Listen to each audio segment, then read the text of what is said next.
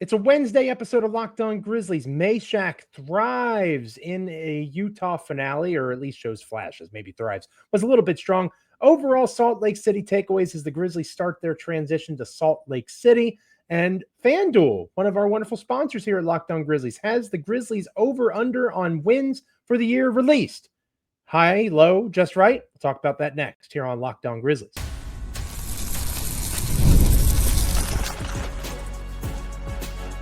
You are Locked On Grizzlies, your daily Memphis Grizzlies podcast, part of the Locked On Podcast Network, your team every day.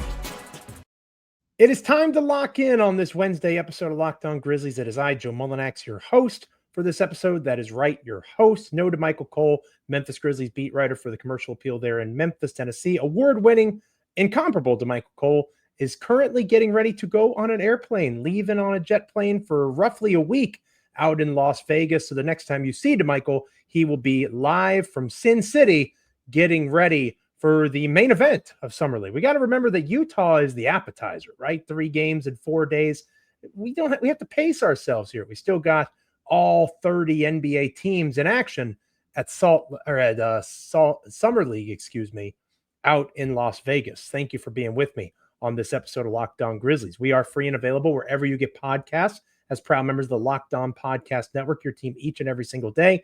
Like, comment, rate, review, subscribe wherever you get podcasts. Apple, Spotify, Amazon, Google, YouTube. It is all good. Make DeMichael and I a part of your NBA and Memphis Grizzlies content consumption each and every time that an episode drops, including today. Thank you for being here. Hopefully you're an everydayer, and hopefully you saw the same thing that I did watching the Grizzlies finale out in Salt Lake City for that start of Summer League. Jahmai Mhach, 3 for 3 on threes to start his journey as a Memphis Grizzlies key player. Because while Memphis lost this game by 1, and they did lose, right? There are no, participation medals in Salt Lake City Summer League, right? You win and you lose, and the Grizzlies went 1 and 2. But a couple of tough losses, right? Both by a point, both by a possession. And in this game that the Grizzlies played against the Philadelphia 76ers, only Mhach was a player that you could realistically expect to see on the Grizzlies roster at some point during the regular season. Now, is it possible there's somebody else flirting around and twiddling about in the two-way contract realm? We'll talk about that later on in the show. Zion Pullen should be a little bit nervous. If I were Zion Pullen, I'd be a little bit nervous, but we'll talk more about that later on in the program. We're focusing on Mhach here. And the reason that we're devoting so much of our time to Mhach is, again, he's the only one who really was a true contender for a two-way contract that might actually play for the Grizzlies. If we operate under the assumption that Javon Small, who did not play alongside, I'll go down the list, Armando Bacot, Cedric Howard, obviously, because of his injury, Gigi Jackson, Zion Pullen, the aforementioned, previously mentioned, Cam Spencer and Jalen Wells. None of those guys played in this game. So operating under that assumption, and Philly had much more NBA talent operating in the contest than the Grizzlies did. Not all of their best guys, right? Like Edgecombe didn't play for the 76ers, and he had a pretty good Salt Lake City Summer League. But they had more guys that have been in their system, the Philly system, than Memphis did. So Mhach is the one guy who, if he performs the way that we believe he's capable of, he will be in the mix. And he checked some important boxes in this game. Number 1, 3 made three-point shots. Now, in his press availability, he said he was a better shooter than Tennessee allowed for him to display. And I'm going to call shenanigans a little bit there. Forgive me for calling shenanigans on a Wednesday episode of Locked On Grizzlies. But it's not like the Tennessee Volunteers, who at one point in the season were the number 1 ranked team in the country. It's not like they have poor scheme, and it's not like they have bad talent surrounding Mhach. So I think it's important to acknowledge that maybe Mhach's just not the best three-point shooter. Now, is it something that he can get better at? Of course it is.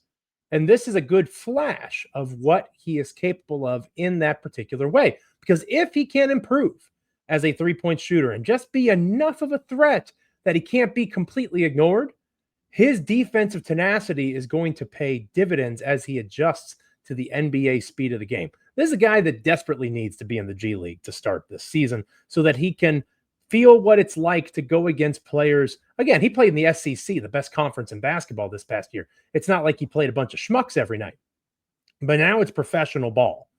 Well, I guess you could argue college is not professional ball, but leave me alone. I'm old. Now he's in the highest competition level in the entire world when it comes to basketball. Maybe that's a better way to say it in 2025. And now that he's there, he can't just be a one-trick pony. Otherwise, he's not going to last in the NBA very long.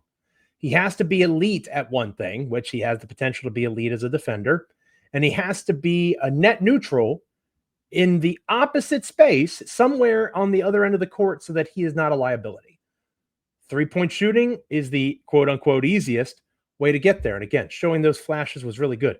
3 steals in the game, that shouldn't surprise us, right? We're expecting to see complete and total chaos on the defensive end of the court from Mhach as the season goes along. So that was one good thing from Mhach. Another good thing from the former Tennessee Vol, Tennessee Rocky Top, stand up.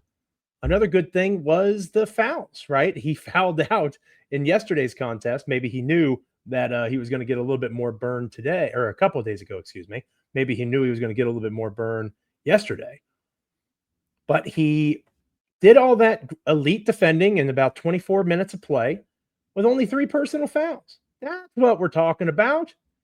He has to get used to the ref's whistle. He has to understand that the angles are going to close a little bit differently in this level of basketball than it did in college. And that's all stuff that comes with reps, right? We also have to remember the guy literally got off of a jet as the trade was finalized over the weekend, joined the team. He desperately needs I keep saying Salt Lake City. Salt Lake City is done. The Sin City, the Las Vegas reps. He desperately needs those in practice. You'd imagine they'll practice at least once out in Vegas before they open up their play. I believe it's the 11th that the Grizzlies get Vegas play underway. So you'd imagine maybe they travel today, practice Thursday, play on Friday. But as the Grizzlies get Mhach into the fold, I would argue more than Small, he needs to be given opportunity to find what he can do at the NBA level. We have an idea that Small has a skill set that's malleable. Obviously, he's a point of attack defender, can do a lot of different things with his hands defensively, has a little bit of a handle. And when I say a little bit, I'm comparing it to the guy that has the best handle on the team in John Morant. But Small has some Morant to his game. We want Small to be what he is amplified, right? Mhach, we got to figure out who he is, especially offensively. He has a pretty established defensive mindset, pretty established defensive personality. But he has to find that offensive thing that is going to make him good enough to stick, even in the G League. There's a reason he fell all the way to the end of the second round. There's a reason that he was projected by many to be undrafted free agent, hoping to land on a summer league team at all. He has a much cleaner lane to a 2-way contract with the Memphis Hustle now because he's a dog. He's exactly what Grizzlies GM Zach Kleiman has been clamoring for. So is Small. But those two guys, and again, Mhach was the focus because the Grizzlies lose a tough one. They come roaring back at the end of the contest. But as I've said before, that doesn't matter anywhere near as much as the actual play of the players, right? The fact that the Grizzlies competed, lost by 1 to Philly, that's nice. That's a good thing. You want to fight back. The fact that the Grizzlies fought back against Utah in a much more competitive game because the Grizzlies stars for Summer League were out there on the court. Whether it was the Grizzlies' best players or the end of their Summer League bench, they competed. And that's a good reflection on Tuomas Isalo. And we'll talk more about that here in a moment. Mhach, that effort was never really a question based off of his college tape and the way that he was viewed by scouts. Anybody that was high on Mhach, the reason why was his motor and his defensive tenacity. Can he make a 3? Can he get enough of a handle where he can at least get a dribble or two and get some sort of space to make a pass, make a choice? If he strictly catch and shoot, that's going to be a problem too, but baby steps, right? Can he hit a 3-point shot at a 35% clip? If he can, he's a pretty valuable piece to have at the end of the Grizzlies bench. Let me know what you think on X at Joe Mullinax. Hit me up in the comments. How are you feeling about Mhach coming out of Salt Lake City? And coming up next here on Locked On Grizzlies, overall Salt Lake City takeaways. My thoughts on yesterday or a couple days ago, the Grizzlies losing that tough one. Gigi Jackson wearing a size too big shoe like Kevin Durant before him in terms of not being able to tie the game at the buzzer. But 2 losses in Salt Lake City by 2 points. Takeaways on that. Talk about that next here on Locked On Grizzlies. Today's episode of Locked On Grizzlies is brought to you by the good folks over at Monarch Money. Have you ever wished managing your money felt easier? With Monarch Money, it can be. Whether you're growing your savings, planning a big purchase, Monarch puts you in the driver's seat. It's like having your own personal CFO, giving you full visibility and control over your finances. Monarch Money is more than a budgeting app. It's a complete financial command center. You can track all of your accounts, investments, and spending in one place. So in addition to managing your money, you're also building wealth. I love the fact that I'm able to see exactly where my money is going. I find subscriptions I didn't know I was still paying for, or I'm realizing that I pay way too much money on takeout food. That adds up over time, and Monarch Money helps you see that. And they also help me with my relationship with my wife, not in a personal way necessarily, but we're on the same page more financially than we've ever been thanks to Monarch Money. Take control of your finances with Monarch Money. Use the code LOCKEDONNBA at monarchmoney.com for 50% off your first year. That's monarchmoney.com, code LOCKEDONNBA for half off your first year. So the Grizzlies were 1-2 in Salt Lake City. And again, their 2 losses were by a combined 2 points. How much does that matter? I'll leave that up to you. I'm not as concerned about the Grizzlies struggling these last 2 games to close. The fact that they had a plus 10 point differential and were 1-2, not really my concern. The record is meaningless. What matters is the play of the players. And again, as I've mentioned numerous times here on the podcast, the star of this summer league for me, Tuomas Isalo. And we'll start with Isalo because earlier in the program, I talked about the way that the Grizzlies competed, especially against the 76ers. They were down by double digits in the fourth quarter. And again, no Jalen Wells, no Gigi Jackson, no Cam Spencer, no Javon Small. They were down probably 6 of their best 7 players, the guys that actually have a realistic shot of being on the roster, and even 2-way contracts aside from Mhach, like we talked about. And they fought back. They competed. They didn't lay down. You have guys like Tyler Burton getting 9 rebounds as a 6'7" wing, going out there and taking advantage of opportunity. 23 points, that's great. 5 for 7 from beyond the arc, beautiful. But those 9 rebounds from a 6'7" wing, it's intriguing. That third 2-way contract might be open sooner than we think. I'll talk about that here in a second. But Tuomas Isalo has early on shown a desire to pressure full court, to play shortened rotation minutes at times to get maximum effort from his guys, a carryover perhaps from what the Grizzlies did under Taylor Jenkins. But again, that might have been an Isalo thought. We have to give him credit for that. The movement, the passes, skip passes, finding open shooters, movement off ball, screens off ball. If you were unsure about the Isalo hire, and I was to an extent because I wish they had met with more coaches, right? I talked about that at the time. Take advantage of the opportunity to pick some brains. But Isalo was the man. If you were unsure, you have to feel a little bit better after these 3 games. You really do. Because the team has spoken highly of him. Gigi Jackson, perhaps a little too highly of him. We'll talk more about Gigi in a second. Talking about how they actually explain things and teach things. Not the best reflection of Taylor Jenkins, perhaps. But they've taken to his teaching. They've taken to the staff and how they're implementing these things. It's basic in Summer League, but effort and watching them execute. Those things are very noticeable. And again, they're 1-2, but they had a plus 10 point differential. They did really well in the OKC game, and they competed in the other 2. So tip of the cap to Isalo. Hopefully that energy builds and continues heading into Vegas. I mentioned Zion Pullen a moment ago. Not the best stretch of basketball for Zion Pullen. If I were him, I would be concerned. He directly caused them to struggle in the second half against the Utah Jazz on Monday night. And that's a problem because he's somebody that is trying to hang around the fringes of the roster. right? He's somebody that's trying to hang around the fringes. If he's not able to compete, if he's not able to be a guy that can do things that Memphis needs dudes like him to do, if he can't create, if he can't score, if he can't outshine other players that are in similar books to him or similar spots. I mean, 3 for 7, 1 for 2 from 3. The 9 assists is nice, but 6 turnovers. And you know how I loathe turnovers.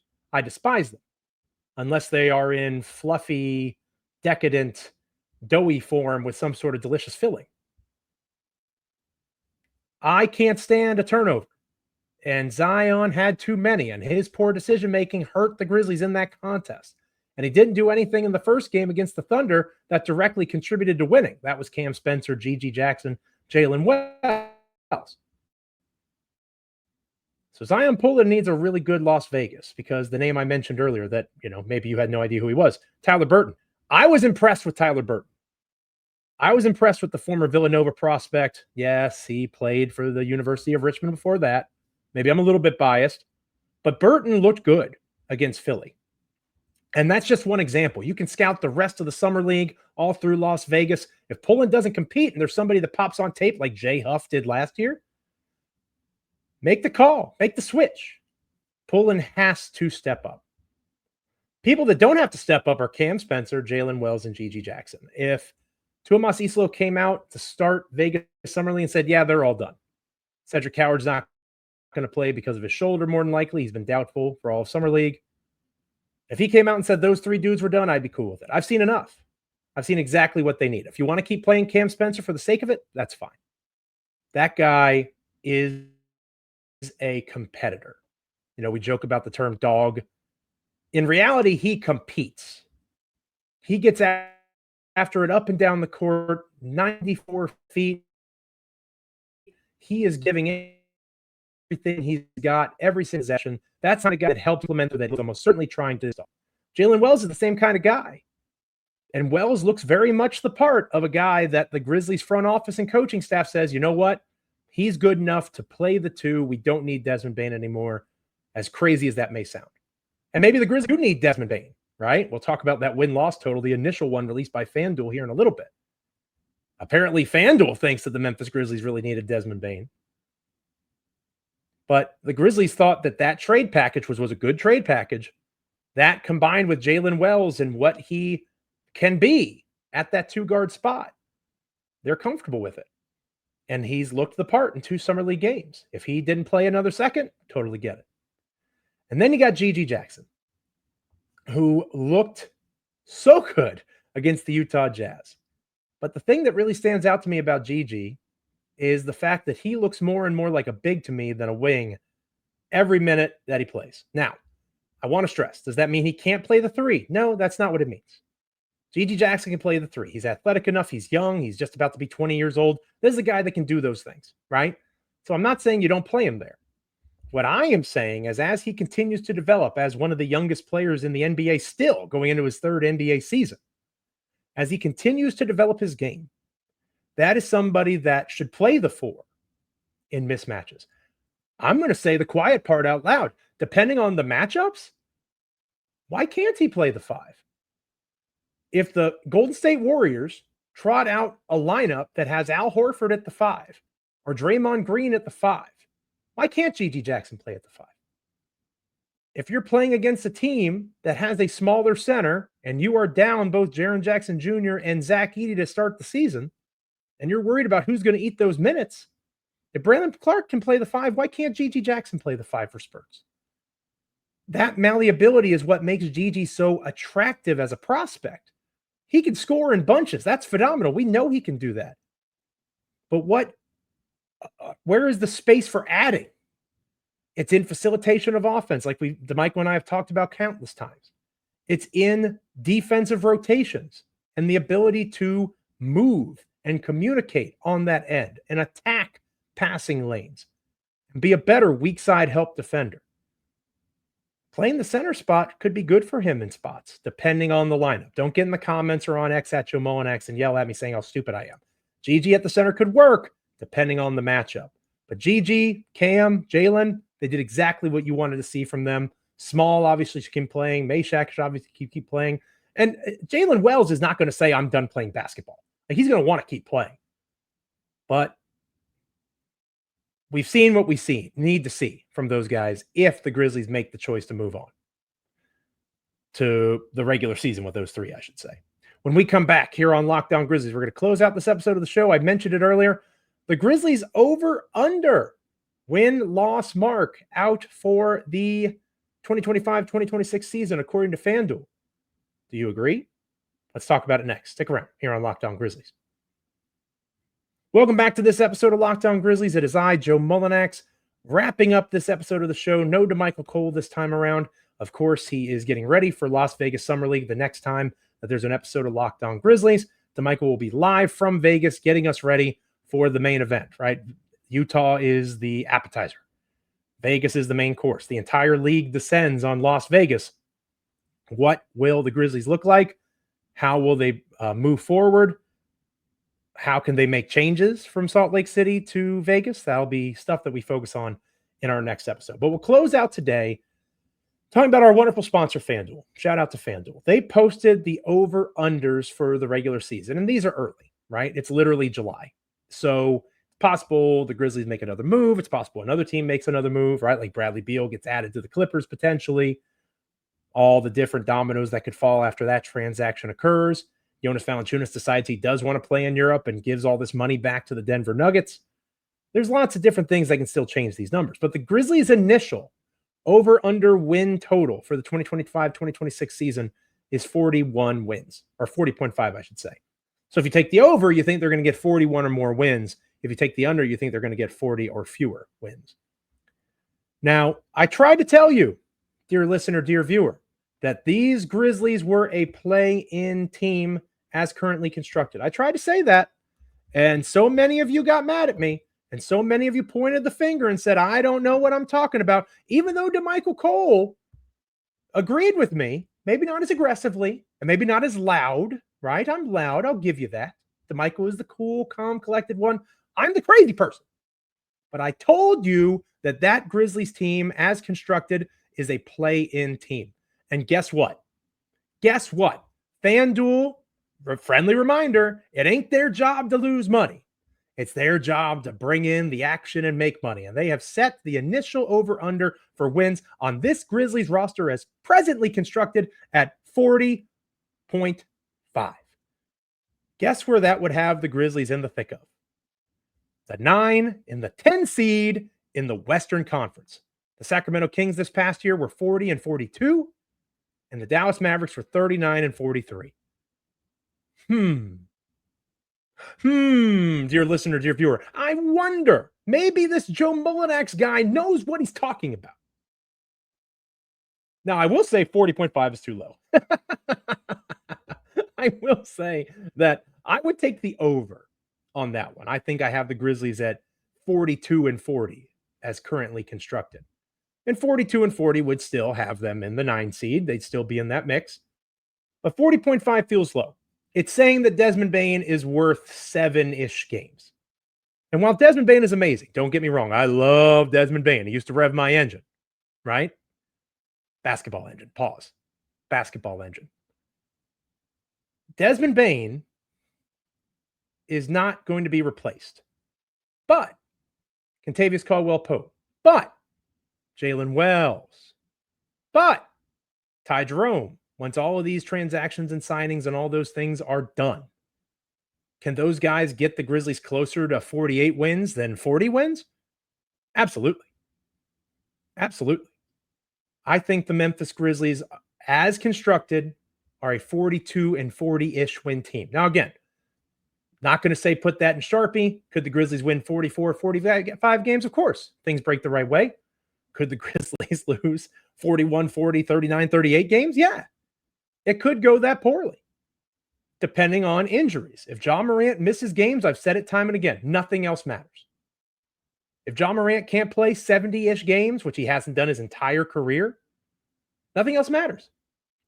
The Grizzlies will not be able to compete in the playoffs, the 1 through 6 seeds, without Ja Morant playing 70 games.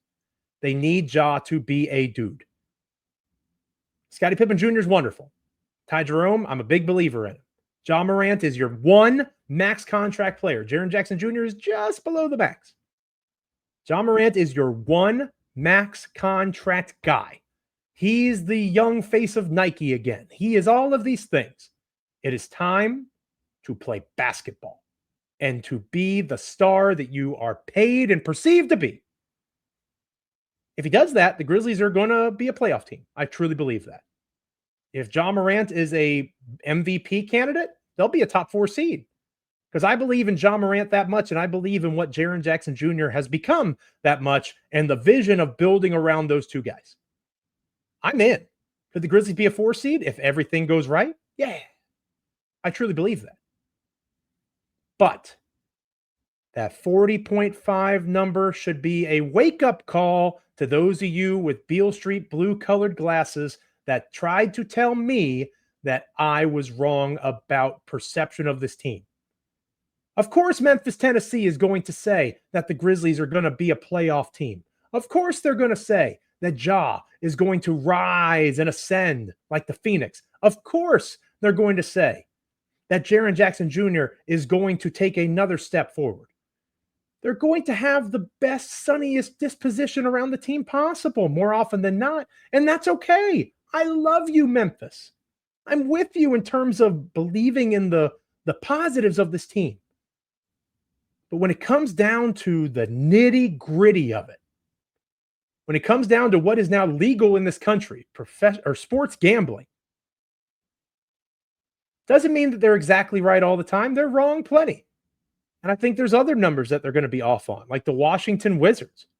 They have the Washington Wizards at 20.5. I would take the over on that, I think. I don't think Washington's going to be that bad. I would take the under on the Lakers at 47.5. I'd probably take the under at Orlando at 51.5. There are some questionable numbers here. But the casinos are big for a reason. They don't go into business planning on losing all this money. They have some of the brightest analytical minds in the game and all the artificial intelligence and all those things to take a look and give honest assessments of current states of play. Plus, they try to drive gambling a little bit. I understand that too. That Lakers number has something to do with that. I'm not ignorant. People aren't driving numbers for the Grizzlies. 40.5 feels about right because it puts them at the 9th seed in the Western Conference more than likely, which is exactly what I said. I think that number is spot on. What do you think of 40.5 for the Memphis Grizzlies in terms of over, under, wins? And again, could they go on a run with Ja as an MVP candidate? I believe they can. But what have you seen in the last 5 years or 3 years, I should say, that tells you that that's going to happen? You need things to break right. Is it possible? Of course. That's why it's called Believe Memphis, after all. Thank you for being with me on this episode of Locked On Grizzlies. I will continue to believe in our little corner of the internet, and I'm so grateful that you are with us each and every time that an episode drops. At least I hope you are.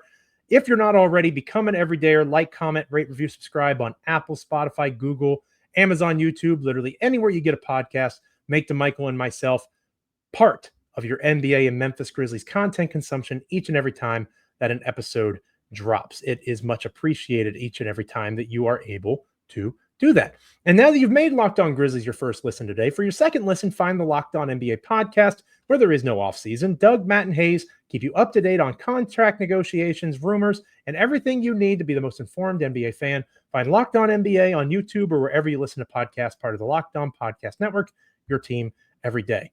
I am Joe Mullinax. I am so grateful for you being with me on this episode of the show. As I mentioned earlier, the next time an episode of Locked On Grizzlies drops, DeMichael Cole will be from Las Vegas. He's very excited to be out there, as we've talked about here on the show. I'm very nervous for him. I live vicariously through DeMichael because I'm old and washed. And if I were in Vegas for 6 days, I don't know how much money I'd come home with. But he's much more disciplined than me. He's going to be fine. I'm not going to lose sleep over it like the big brother that I am to him, digitally at least. Everything's going to be cool. We're fine. We're straight. It's going to be good. DeMichael's going to be fine. It's going to be a great episode, turning our attention to Las Vegas, Salt Lake City. Las Vegas. I keep saying Salt Lake City. Las Vegas Summer League, where the rest of the league will join the guys that started early on their summer league adventures. I'm Joe Mullinax. Thank you so much for being with me. Stay locked in. Like, comment, rate, review, subscribe. Enjoy the rest of your day. Stay safe out there. And we'll catch you next time here on Locked On Grizzlies. See you.